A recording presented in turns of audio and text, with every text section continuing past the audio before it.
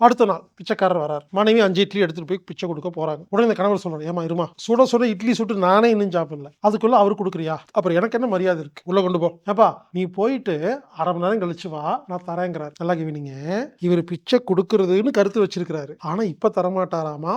1/2 மணி நேரம் கழிச்சு தருவாராமா. மனைவி என்ன சொல்றாங்க, பிச்சை குடுக்கலாம், இப்பயே குடுக்கலாங்கிறாங்க. அப்போ 2 பேத்துக்கு என்னங்க சண்டை? முரண்பாடு என்னன்னு கேட்டீங்கன்னா, நேரம், டைம். இதிலிருந்து உங்களுக்கு என்ன சொல்ல வரேன்னா, இருவருக்கும் நேரம் என்பது முரண்பாடு இருக்கும். உங்களுக்கு வேற மாரி சொன்னதா, பிச்சைக்காரர்ன்னு சொன்னா உங்களுக்கு புரியாது. அப்போ ஒரு ஒரு மனைவி வந்து ஹஸ்பண்ட் கிட்ட கேட்கறாங்க, "ஏங்க எங்க அம்மாவுக்கு உடம்பு சரியில்ல. ஒரு ரூ. 10,000 குடுக்கலாமா? ஹாஸ்பிட்டல் செலவுக்குன்னு." அப்ப இவரு வேண்டாங்கிறாரு. அப்போ அம்மாவுக்கு செலவுக்கு காசு குடுக்க கூடாதுங்கிறது இவர் கருத்து. அம்மாவுக்கு செலவுக்கு காசு தரலாம் அப்படிங்கிறது இவர் கருத்து. கருத்து முரண்பாடு இருக்கா? குடுக்கலாமா வேண்டாமான்னா கருத்து முரண்பாடுங்க. இப்ப குடுக்கலாமா அப்புறம் குடுக்கலாமான்னு சொன்னா நேர முரண்பாடு. கணவர் சொல்றாரு, 10,000 குடுக்கலாமா? இன்னைக்கு வேண்டாம், அடுத்த வாரம் குடுன்னு சொன்னா, புரிஞ்சுக்குங்க. இப்ப வேண்டாம், அடுத்த வாரம் குடுன்னா நேர முரண்பாடு.